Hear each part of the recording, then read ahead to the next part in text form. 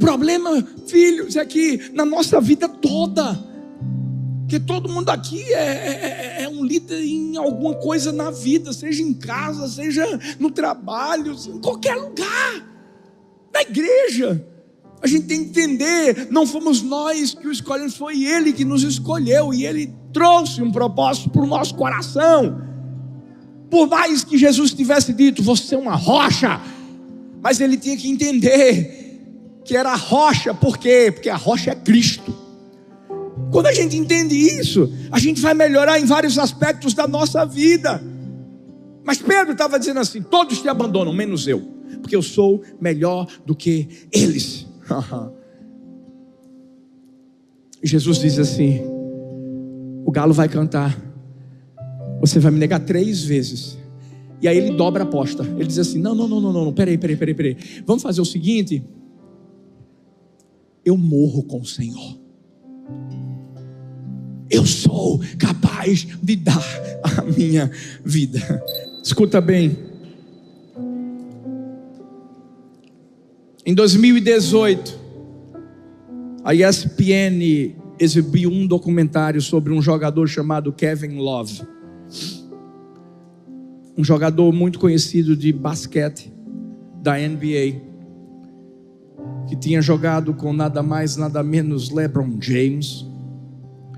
Um cara muito bem sucedido, um cara considerado uma referência, considerado um cara modelo. Em um jogo, do nada, o Kevin Love, ele saiu correndo da quadra.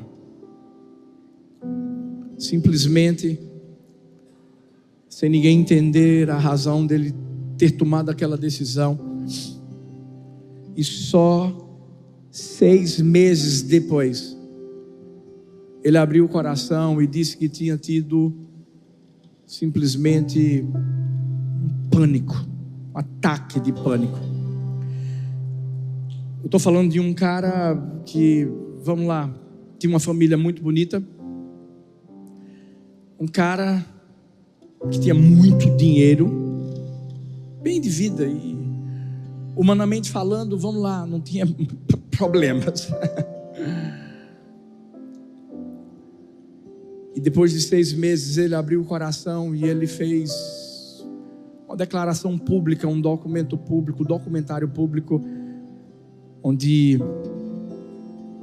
ele falava sobre todo mundo está passando por algo.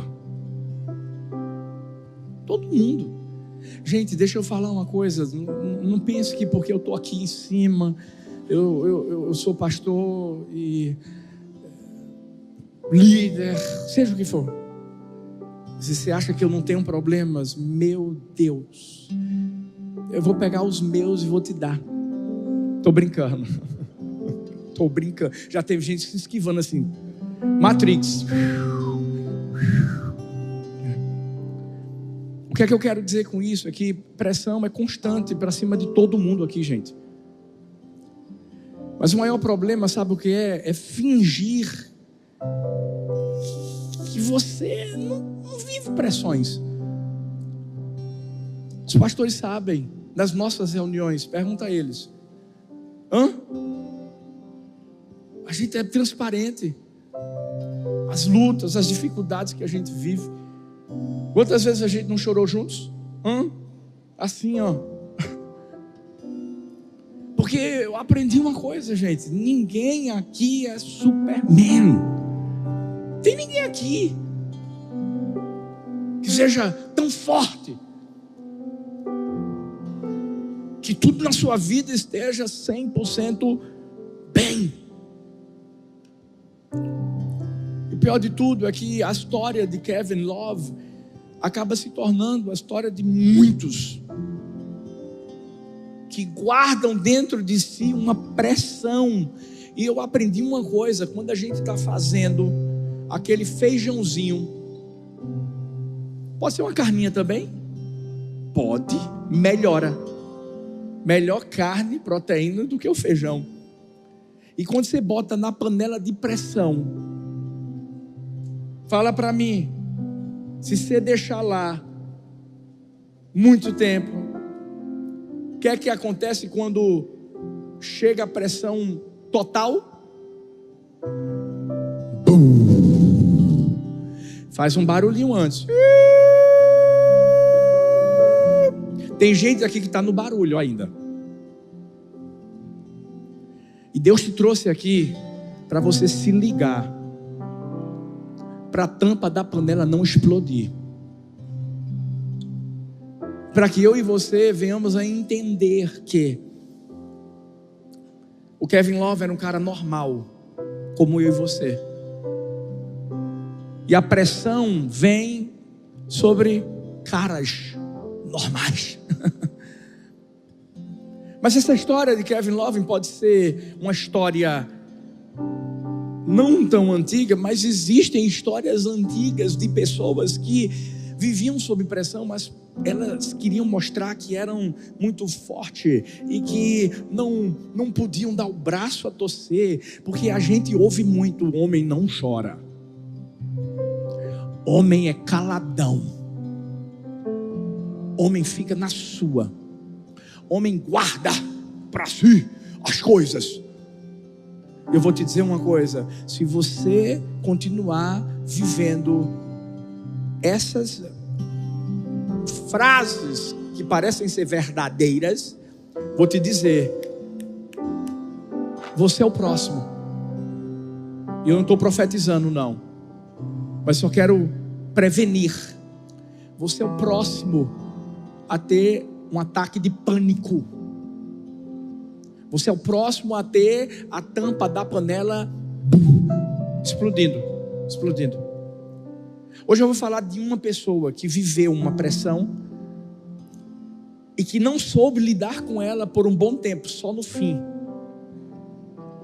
O fim de uma circunstância que na verdade Deus pegou e fez ela ser o começo.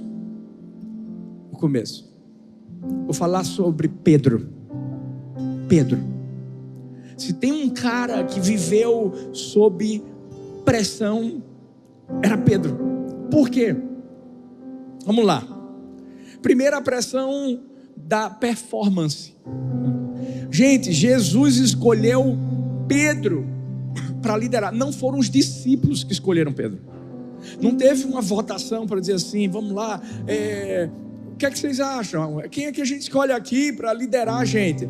Vamos escolher Pedro. Não, foi Jesus que chegou e disse assim: Pedro, vai ser você que vai liderar os discípulos. Jesus muda o nome de Pedro, era Simão, agora vai ser Pedro, que significa rocha. Rocha já é uma coisa assim, sabe, forte, não é? Vamos lá, algo que parece ser inquebrável. Em outras palavras, é como se Pedro carregasse dentro dele uma pressão da performance. Meu Deus, eu sou líder, meu Deus, e agora a responsabilidade está sobre mim. E aí vem uma outra pressão da expectativa. Por quê? Porque todo mundo achava que Pedro era forte, se Jesus escolheu ele como líder. Por isso que é engraçado, quando Jesus fazia uma pergunta, todo mundo olhava para Pedro. Quem é que respondia as coisas, gente? Era João? Não, era Pedro. Qualquer hora dizia: Jesus, quem vocês acham que eu sou? Pedro, tu és o Cristo, o Filho do Deus vivo. Na hora de botar o pé na água, quem é que foi? Pedrão. É um fantasma. É um fantasma. Mas Pedro disse: peraí, se é o Senhor mesmo que está andando sobre as águas, deixa eu ir. Quem foi? Pedro. Todo mundo ficou no barco. Pedro é que foi. Ou seja, ele era o cara, era aquele cara que parecia que não tinha permissão para ser fraco. Pedro vivia a pressão de parecer o cara corajoso, o cara que foi lá e cortou a orelha de Malco. O cara que pegava na espada. Além disso, Pedro sofreu a pressão social. Quando chega a hora da verdade, em que ele dizia assim: se todos te abandonarem, eu não vou não, eu posso morrer contigo, mas eu não te abandono. E aí chega um momento em que ele está numa fogueira. Uma mulher pergunta, faz uma afirmação: ei, você estava com ele? E ele diz: não. Pedro sofreu a pressão do fracasso público. Pedro não falhou em particular, falhou em público, diante das pessoas, diante de Jesus. Porque quando o galo canta, quem é que aparece? Jesus. E olha para Pedro. Ele sofreu a pressão da vergonha. Por isso que Pedro foi um dos discípulos que disse assim: eu não quero mais continuar fazendo o que eu estava fazendo. Eu vou voltar a ser pescador. E hoje a gente vai falar sobre essa pressão. Vamos falar sobre uma queda, mas vamos falar sobre a restauração. Eu acredito que tem algumas pessoas que talvez estão vivendo a mesma coisa hoje. Você está aqui dando uma de fortão, mas você sabe o quanto você é fraco. Existe uma razão para tudo isso e a gente vai entender aqui. Mas eu creio, nós vamos sair desse lugar restaurados. Nós vamos sair desse lugar fortalecidos. Talvez você diga assim: não, pastor, mas o senhor está falando de fortalecimento da força, mas o senhor sabe que eu estou fraco. É na fraqueza que Deus manifesta a força. É na fraqueza que Deus manifesta a força. Por isso que a gente vai falar primeiro sobre a pressão de ser o cara forte. Pedro, como eu disse, não foi eleito pelos discípulos para ser líder, foi eleito pelo próprio Senhor Jesus. Não teve processo seletivo não, gente, não teve. De alguma forma, todo mundo sabia, Pedro era o líder. Em outras palavras, era o cara, era quem abria a boca, era o porta-voz, era quem tinha todas as respostas, era quem agia. Pedro que quebrava o silêncio. Pedro era justamente a pessoa que mais representava o próprio Jesus. E Jesus, claro, obviamente estava trabalhando no coração de Pedro, e ele não estava desencorajando, porque Jesus estava preparando Pedro para ser quem ele seria. Mas o problema não era Jesus, era Pedro. Por mais que ele tenha andado sobre as águas, por mais que ele tenha cortado ali a orelha do Malco, por mais que ele tenha confessado Jesus como Messias, e Pedro foi um dos que viu Jesus sendo transfigurado. Houve uma palavra profética onde Jesus dizia: vou dar a você as chaves do reino, sobre esta pedra edificarei a minha igreja, e as portas do inferno não prevalecerão contra ela. Ou seja, meu Deus, são coisas fortes que vinham do próprio Jesus, o nome que foi mudado. E até mesmo quando Jesus diz: todos vão me abandonar, Pedro se levanta para dizer: eu não. Porque lá dentro, Pedro se sentia o cara forte. Era aquele que via todos os outros discípulos meio que errando, fraquinhos. Porque a gente sabe o que aconteceu. Tiago e João, os discípulos que disseram: manda matar todo mundo da aldeia samaritana, vamos orar para que fogo caia do céu. A gente sabe como é que os discípulos viviam naquela época. Quem é o maior, quem é o maior, quem é o maior.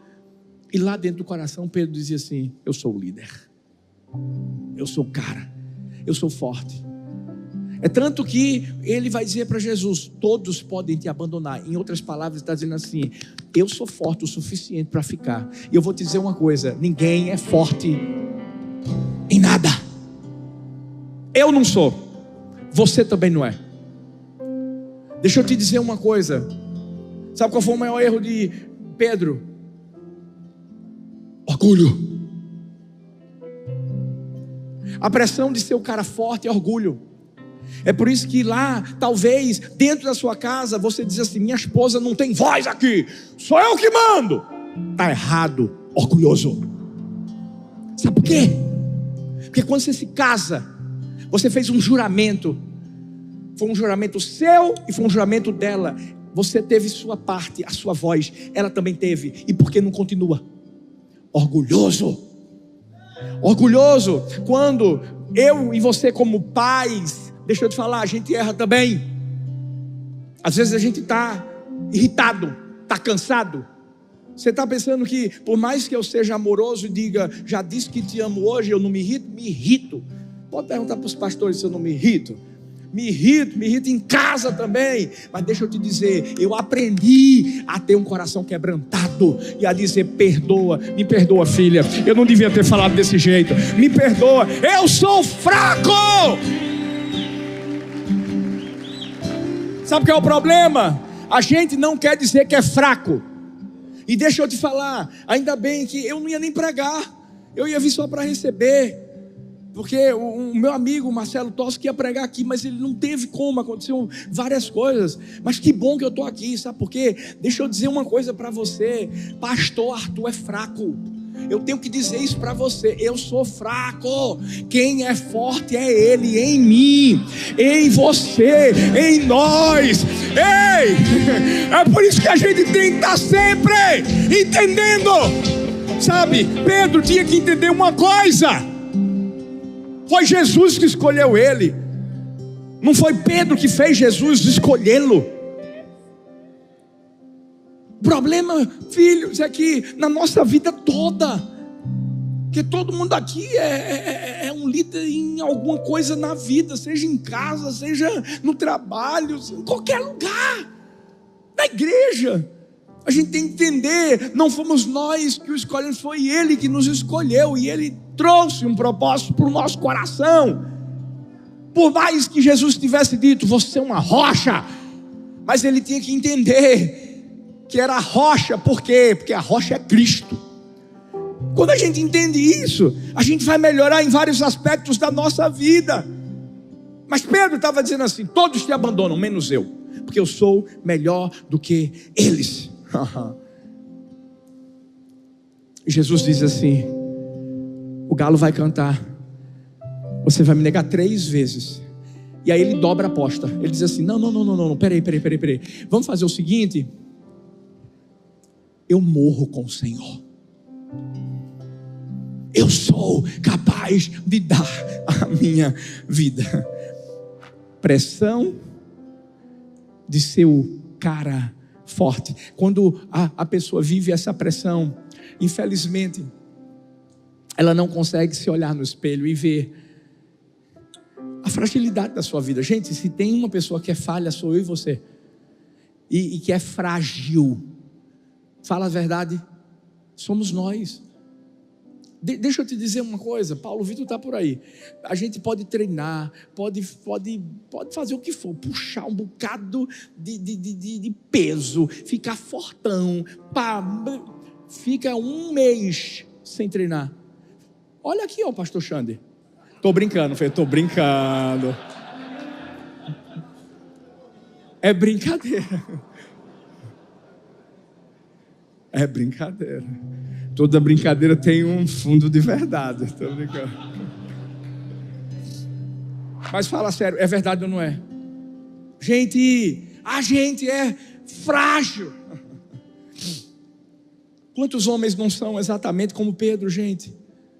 que acham que é o cara, e aí vem aquela pressão de você ter que ser o cara na família, o provedor, o protetor, o que resolve tudo, o que aparece, o cara no trabalho, o cara que lidera, que é competente, que é indispensável, o cara na igreja, porque é servo, porque tem que ser fiel, tem que ser estável, tem que permanecer, o cara que entre os amigos é o bonzão, porque é forte, é o que aconselha. Mas aí o pior é que você está quebrando por dentro. E você não pode admitir, porque você é o cara, que você está cansado, que você tem medo, que você não sabe o que fazer, que você está quebrando.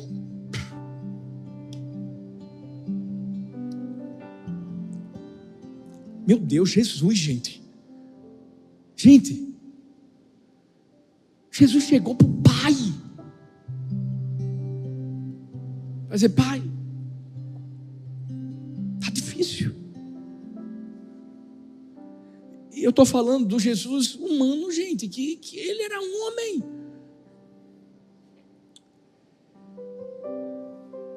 Eu vou falar uma coisa, se a gente como homem tiver mais comunicação com nossas esposas,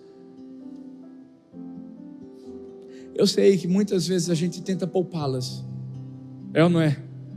Eu sei, eu faço isso. E a gente tenta poupá-las. Mas eu vou falar uma coisa para você. A gente está errado. A gente está errado. Eu vou repetir, a gente está errado. Às vezes nossas esposas, elas querem orar por nós, mas não sabem pelo que orar. Às vezes a gente pensa, poxa, eu não quero trazer um peso, não quero trazer uma preocupação, deixa que eu resolvo. E muitas vezes a gente vai quebrar a cara. Porque se a gente tivesse conversado com ela, com muita sabedoria, você ia orar com ela e Deus ia, através dessa oração, sabe, resolver os problemas de uma forma muito mais fácil. A gente não é o cara. A gente não é forte. A gente só precisa ser transparente. A gente tenta ser forte. Mas a Bíblia diz assim, ó, o espírito está pronto, mas a carne é fraca. É fraca. E se a gente não entender que a gente é humano, gente, toca na pessoa, nesse homem que está perto de você, toca nele aí, você está vendo que ele é humano? Você está vendo algum robô, algum ser inanimado, alguma pessoa que não sente emoções? Você está vendo isso? Não, você está vendo gente que chora. Deixa eu falar sério. Quantos de nós muitas vezes não nos colocamos sozinhos no nosso quarto e começamos a chorar? Eu já fiz isso, gente. Já fiz. Deixa eu te dizer. A gente é fraco. E a gente não pode permitir que o orgulho tome conta do nosso coração. É por isso que a gente ensina. Discipule. Converse. Abra o coração. Fale. Tira de dentro de você o que precisa ser tirado para que essa tampa não venha explodir. Quando a Bíblia diz em Provérbios 16, 18 que o orgulho vem antes da destruição, o espírito altivo antes da queda. É verdade. Pedro podia, quando ouviu Jesus dizendo assim, todos vão me abandonar, ele podia ter baixado a cabeça, podia ter recebido aquela palavra. Foi nada mais, nada menos do que Jesus. Foi ele que falou. Mas o orgulho não deixou. Ele já era líder. O líder dos discípulos. Ele era o cara que tinha as respostas. Ele era o cara corajoso. Ele era o fortão. E todo mundo aqui conhece a história. A gente vai chegar lá. E se essa história está aqui, é para que a gente não viva. Para que a gente tome uma decisão diferente. Quando 1 Coríntios 10, 12 fala que Aquele que julga está firme ou de pé, cuidado para que não caia. Pedro não se ligou nisso. Pedro achava assim: eu sou imbatível, eu não caio. A verdade é que todo mundo aqui está sujeito a cair. Eu, você, todo mundo. E se a gente achar que é forte o suficiente, dizer não, mas eu faço meu devocional todos os dias. Maravilha, você pode fazer devocional todos os dias. Pastor, eu jejum, você pode também jejuar. Pastor, eu sou dizimista, você pode também dizimar. Pastor, eu sou um adorador, você pode também adorar.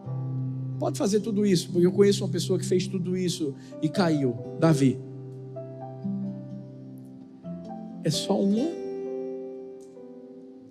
brechinha. E qual é a brecha? Achar que é forte, achar que é o cara, e deixar o orgulho bufe. Olha, eu vou te falar uma coisa, infelizmente a gente tem vivido no mundo todo, estou falando no mundo, alguns escândalos em igrejas, infelizmente. Mas sabe, quando eu vejo essas coisas, eu não aponto o dedo para julgar ninguém, eu aponto o dedo para mim, para dizer: Deus, tem misericórdia de mim. Porque não deixam de ser homens de Deus, mas homens de Deus que em um momento da vida, talvez, sabe, fizeram como Pedro: eu não vou te abandonar, eu posso morrer por ti. E chegou a hora de eu e você entendermos que só Deus nos fortalece. Sabe por quê?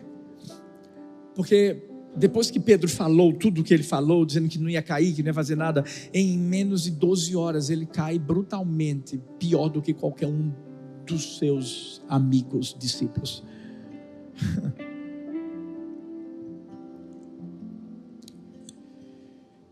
Por isso que a gente precisa de Deus, sempre. E Deus coloca os amigos dele do nosso lado. Olha para essa pessoa que está perto de você, é seu amigo. Isso, olha para outra, é seu amigo. Se você é casado, ei, deixa eu te dizer, sua esposa é sua melhor amiga. Deixa eu falar uma coisa, para de ficar abrindo o coração para amiga do trabalho. Pare. Você talvez faz isso com a melhor das intenções. Poxa, pastor, porque não quero trazer um peso sobre minha esposa, sabe? E como minha amiga do trabalho não é minha esposa, ela me ouve e tal. Deixa eu te falar uma coisa, cuidado, porque você vai deixar de trazer um peso para a esposa, mas vai trazer um peso para você, que depois vai cair sobre ela. Converse com sua esposa. Ei, deixa eu falar com você, pelo amor de Deus, não deixa de estar em uma célula. Vou repetir isso, não deixa de estar em uma célula. Sabe por quê? Porque a hora que for preciso, você vai mandar uma mensagem para o teu líder de célula, você vai ligar para ele, e você vai abrir também o coração, porque ele é seu amigo. Ele vai poder orar por você, ele vai poder batalhar com você, e se for preciso vai jejuar com você e por você. Fica perto de alguém.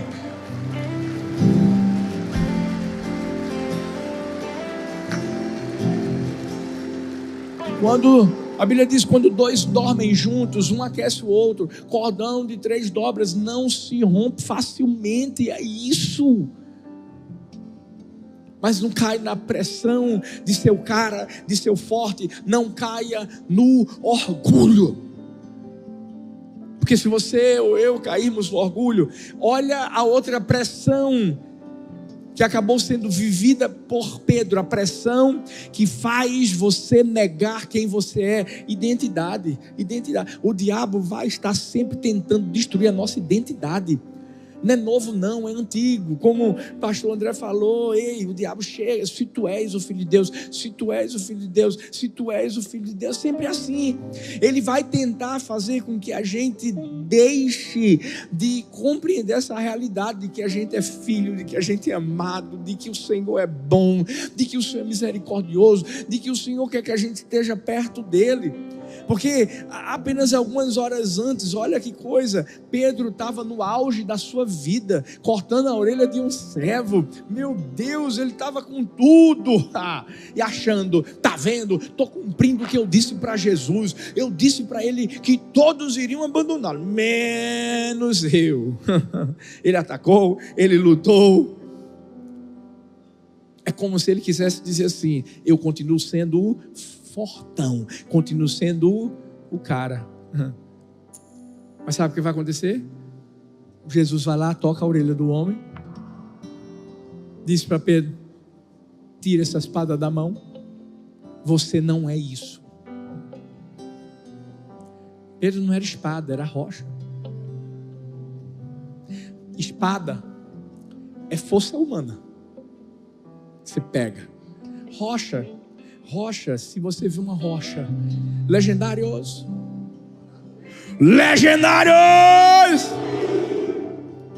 se você encontra uma rocha, posso falar? Não posso falar muito, né? Não, vou falar não. Mas se você está subindo uma montanha e tem algum momento para descansar, quando você vê uma rocha, você faz o quê? Posição número 2. Você senta. Rocha é descanso. Aquele que habita no esconderijo do Altíssimo, a sombra do Onipotente, descansará.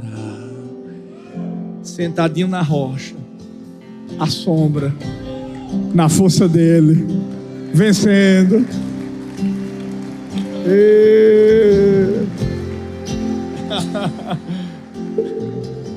A Pedro estava no auge, de repente, buf! E quando ele tira a espada da mão, e Jesus diz assim: deixa disso, Pedro. Sabe o que ele faz? Agora ele começa a seguir de longe. De longe. É como se ele já estivesse recuando. Porque se a gente vive na pressão de ser o cara forte, é o que vai acontecer. Vai ter uma hora que a gente vai recuar e vai perder o que é mais importante na nossa vida, a nossa identidade. Pedro começa a desmoronar como nunca ele imaginaria que iria desmoronar. Qual foi a primeira pessoa que desafia Pedro? Foi um soldado? Com a espada na mão? Dizendo: é você é o seguidor de Jesus. Não, foi uma mulher. E com todo respeito às mulheres, mas naquela época, gente, a mulher não tinha nenhum poder social naquela cultura. A mulher não questionou Pedro. A mulher fez uma observação e disse assim: esse homem estava com ele. Essa mulher não julgou, não, só disse assim: esse homem estava com ele. E qual foi a resposta de Pedro? Mulher, não o conheço. Peraí. Tu és o Cristo, o Filho do Deus vivo. Peraí. Aquele que viu a transfiguração. Agora está dizendo assim: não o conheço. Uma negação imediata, irreflexiva. Ele nem pensou. Não.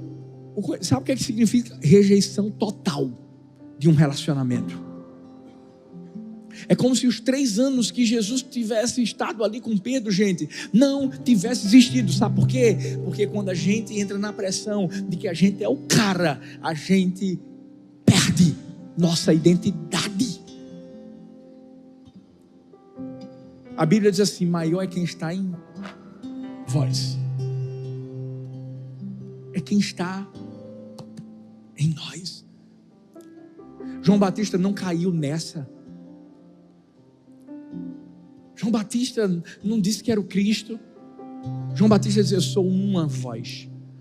Uma voz. Nem disse eu sou a voz. Eu sou o cara que veio para abrir o caminho para Jesus. Ele não disse isso. Eu sou uma voz que clama no deserto. Mas Pedro começou a negar a sua própria identidade. Não o conheço.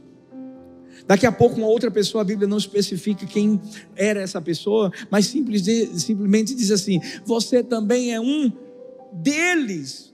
Ou seja, você pertence àquele grupo. E Pedro diz mais uma vez: não sou, mais uma vez negando sua identidade. Na primeira negação, ele está negando conhecer Jesus.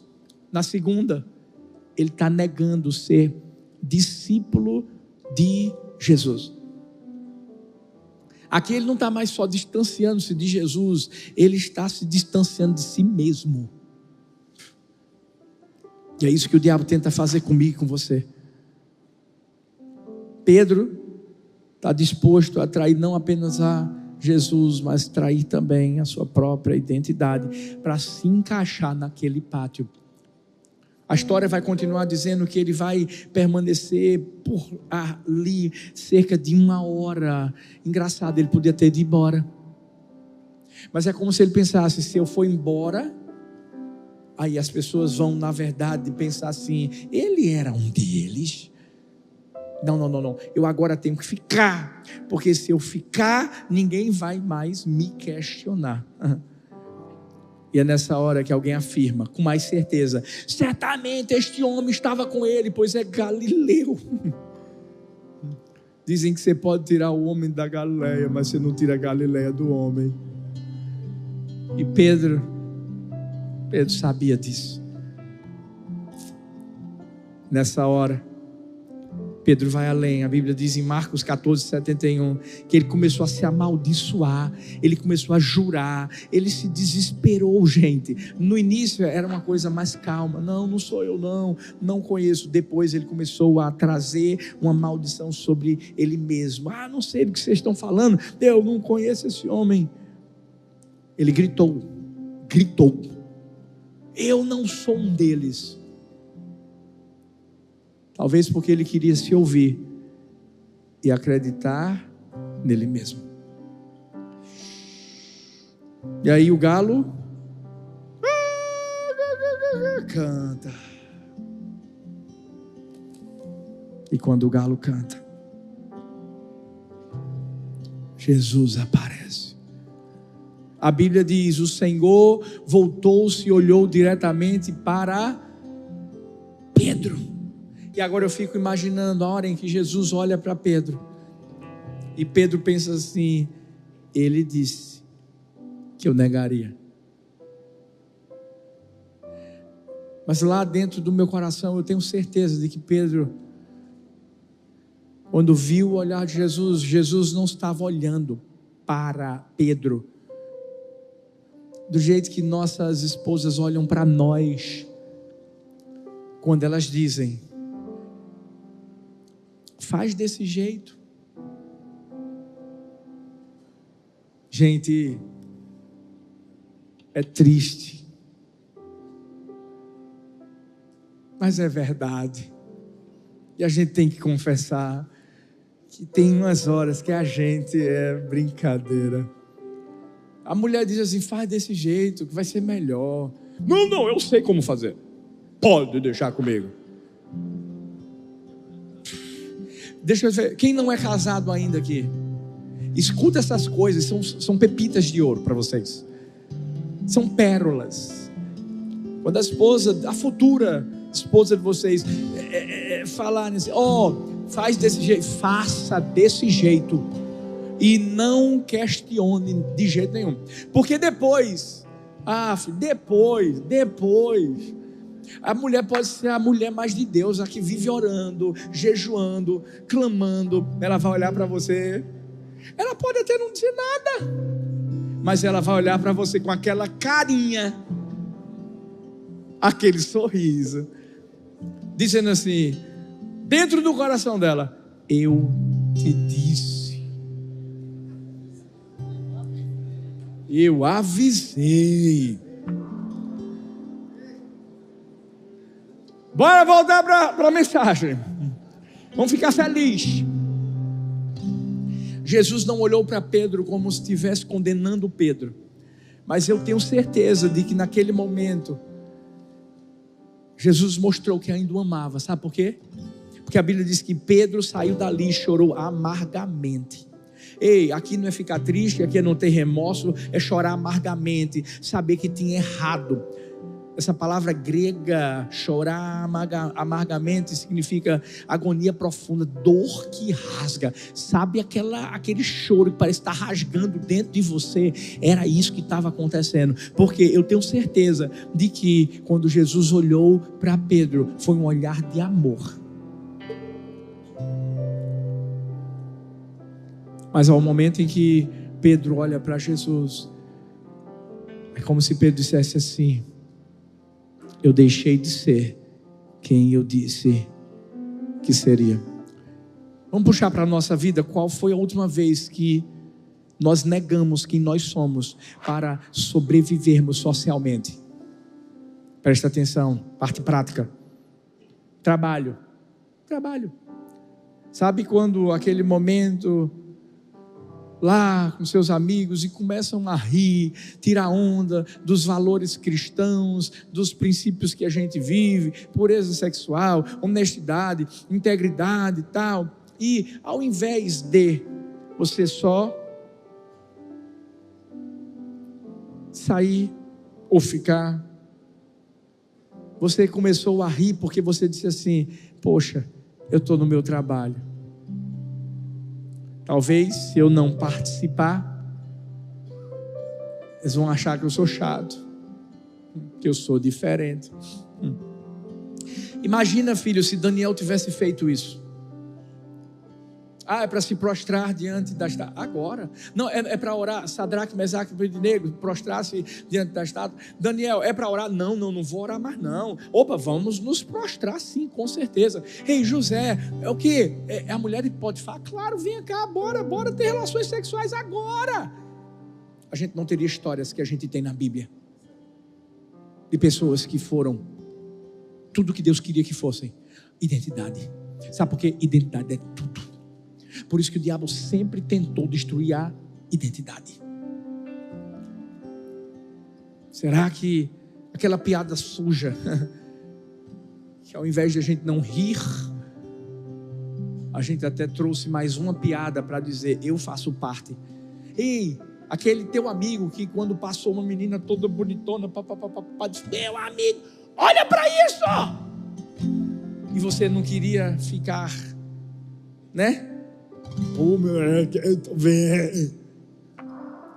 E ao invés de se posicionar e continuar sendo quem você é, deixa eu te dizer uma coisa: você é filho de Deus aqui dentro, na sua casa, no seu trabalho, na sua faculdade, no seu colégio, na internet, em qualquer lugar. Essa é a nossa identidade. Porque a Bíblia diz assim: se alguém se envergonhar de mim, das minhas palavras, o Filho do Homem se envergonhará dele. Isso é forte. A Bíblia diz: se o negamos, ele também nos negará. Só tem uma forma disso não acontecer: é quando há arrependimento, choro amargo. Romanos 8:1 diz: portanto agora já não há condenação para os que estão em Cristo Jesus. Deixa eu te falar, Pedro se sentiu o cara, o fortão, orgulhoso.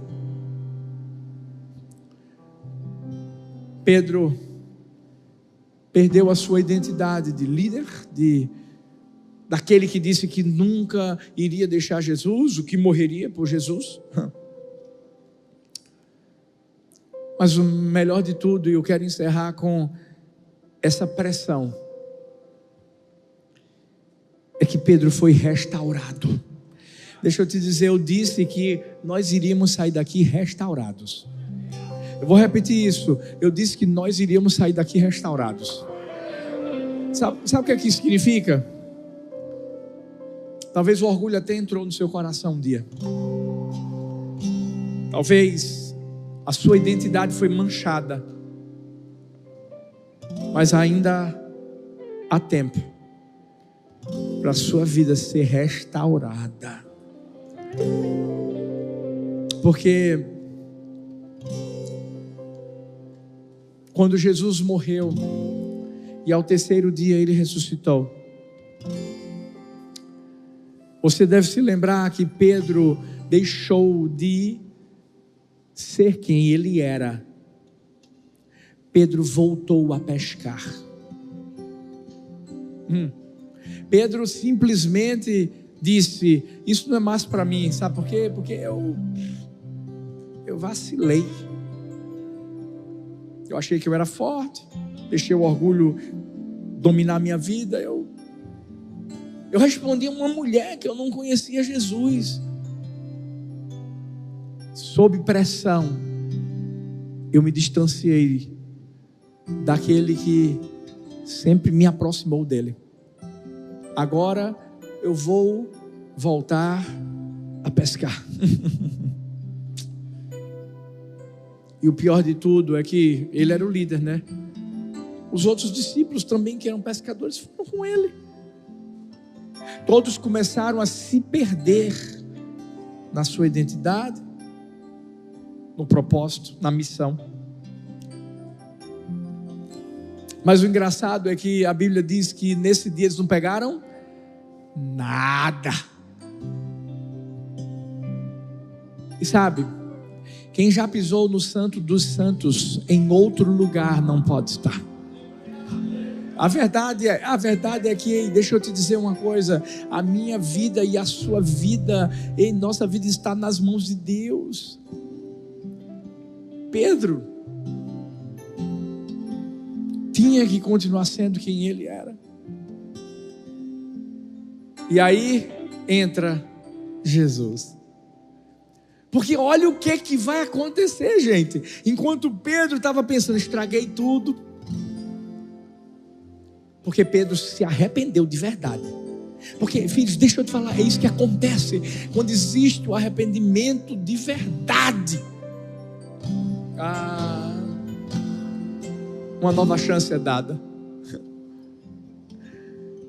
E a Bíblia mostra que Jesus prepara um café da manhã na praia. Mas peraí. Tem uma fogueira. Uma fogueira? Para quê? Jesus podia já ter preparado tudo bonitinho assim, sabe? Porque é Jesus. Ele multiplicou pão, peixe, ele não fez isso. Mas uma fogueira que foi sinal de restauração. Sabe por quê? Foi numa fogueira que Pedro vai negar 3 vezes a Jesus. Jesus sempre vai fazer uma coisa. Jesus não nos restaura longe do lugar onde falhamos. Ele te leva de volta para dizer assim: filho, eu sei o que você fez, eu estava vendo, mas é aqui. Se você me negou 3 vezes, agora eu vou limpar o seu erro, a sua falha 3 vezes. Sabe o que é isso? Recomeço. Hoje é noite de recomeço. Hoje é noite de recomeço. Hoje é noite de recomeço.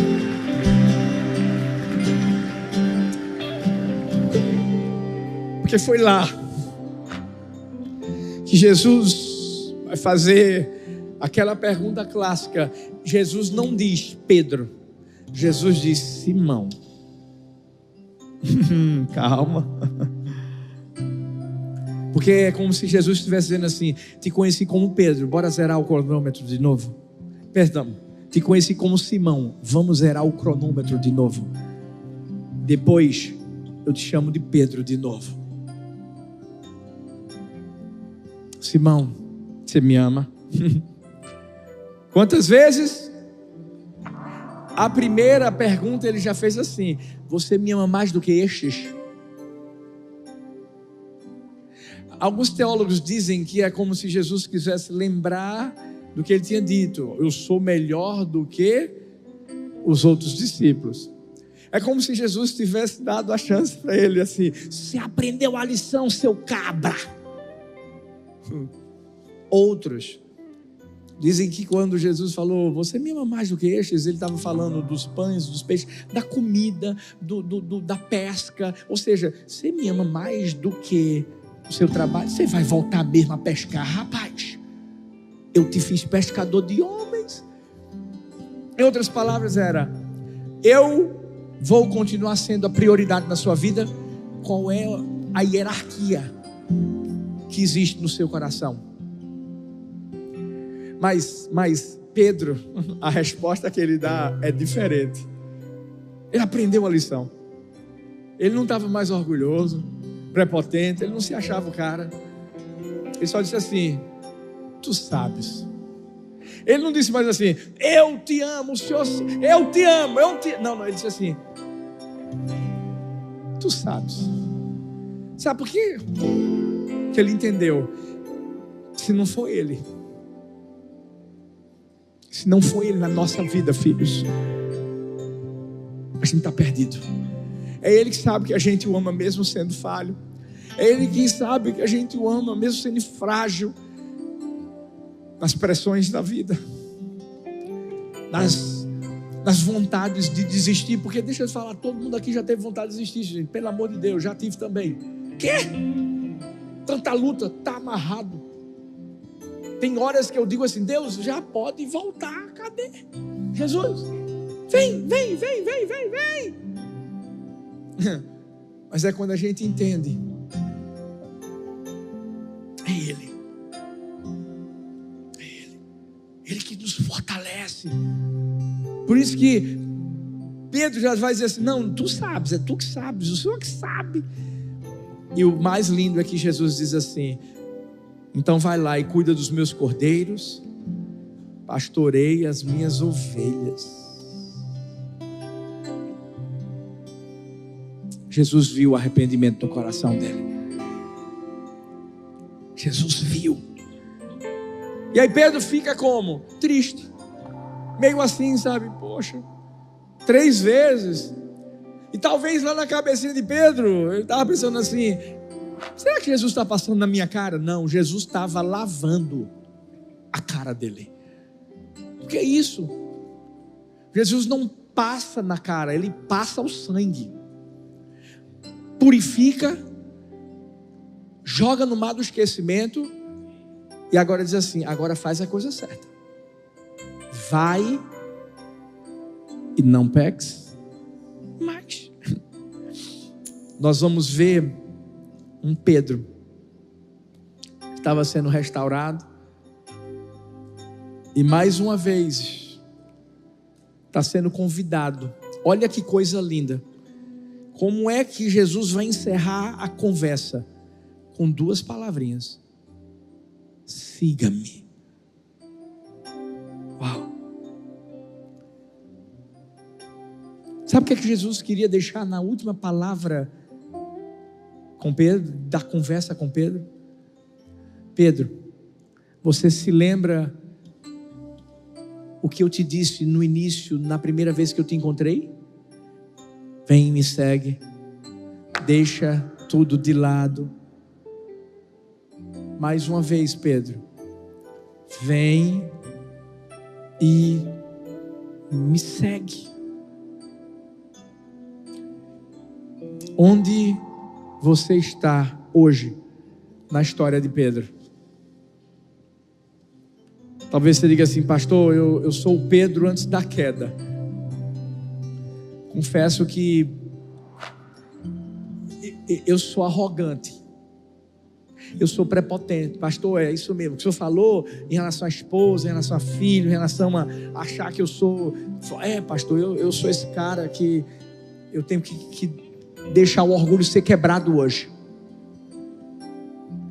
Mas será que você é o Pedro durante a queda? Você está negando quem você é, quando você tinha que se posicionar? Mas você está seguindo o fluxo do mundo, porque você diz assim: eu não tenho que ser tão santo assim não. Deixa eu continuar vendo minhas coisinhas na internet, não tem nenhum probleminha não. Que é isso?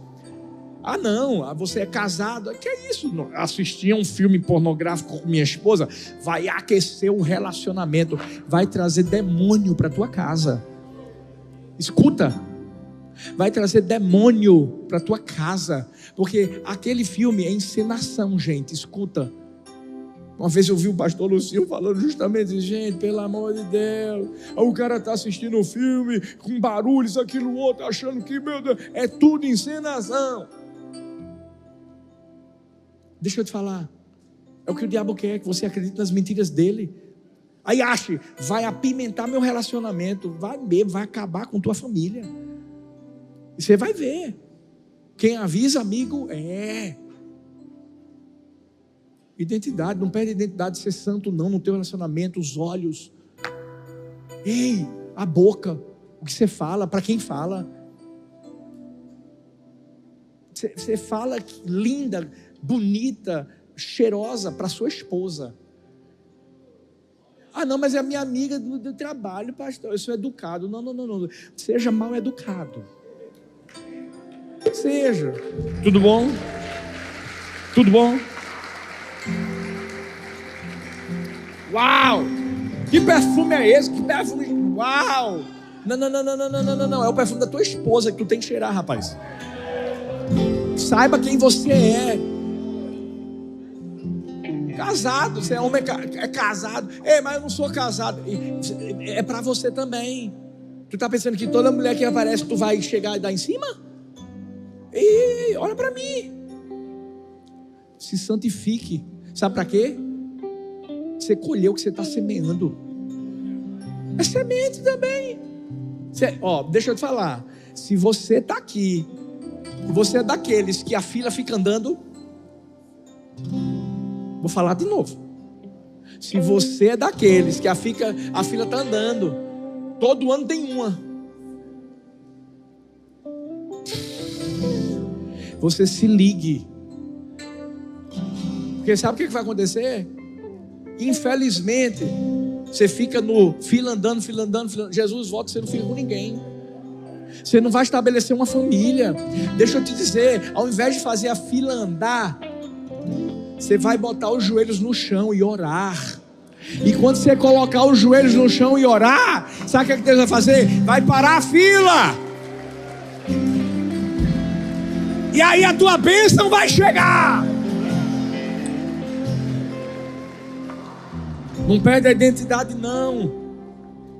Mas será que você é o Pedro depois da queda? Você diz assim: pastor, já pintei e bordei, peguei, errei, traí, fiz. E agora? Arrependa-se. Arrependa-se. Só tem uma saída: arrependimento. Restauração. É chorar amargamente, como Pedro fez, e deixar que Deus restaure a sua vida. Por quê? Porque quando Ele restaura, a glória da última casa é maior do que a primeira. Pode ter certeza disso. A glória da última casa é maior do que a primeira. Sua vida vai servir de testemunho. Aí é quando Pedro se levanta, igreja primitiva, um sermão que 3.000 pessoas estão se convertendo. Gente, um cara que vai olhar para ali, levanta, não tem um prata, não tem um ouro, mas o que eu tenho eu te dou. Em nome, ele aprendeu. em nome de Jesus. É isso. Levanta e anda. É lindo porque lá em Lucas 22, 31, 32, Jesus mesmo, antes de Pedro ter negado, disse: Simão, Simão, Satanás pediu você para peneirá-lo como trigo, mas eu orei por você para que a sua fé não desfaleça, e quando você se converter, fortaleça os seus irmãos. Jesus não disse se você se converter, Jesus disse quando. Jesus sabia que Pedro ia cair, sabia que Pedro ia negar, mas Jesus também sabia que Pedro ia voltar. E ele já sabe que a boa obra que ele começou na sua vida, ele é fiel para completá-la até o dia final. Sua casa não vai ser destruída. Não. O futuro dos seus filhos não vai ser destruído. Ei, você vai continuar sendo um homem de Deus, santo, separado. Sabe o que é mais lindo? É o fim de Pedro. Não, pastor, peraí, eu acho que o senhor está enganado. Pedro vai morrer crucificado. Crucificado. Ele um dia disse para Jesus: eu vou morrer por ti, Jesus. Mas ele foi além. Ele não quis morrer como Jesus. Ele disse assim: eu quero morrer de cabeça para baixo. Perdeu o orgulho. Ele não deixou mais a pressão do ser forte. Ele não perdeu a identidade, porque ele não deixou de ir à cruz. Mas o mais lindo de tudo é que ele permaneceu sendo discípulo de Jesus. Fique em pé no seu lugar.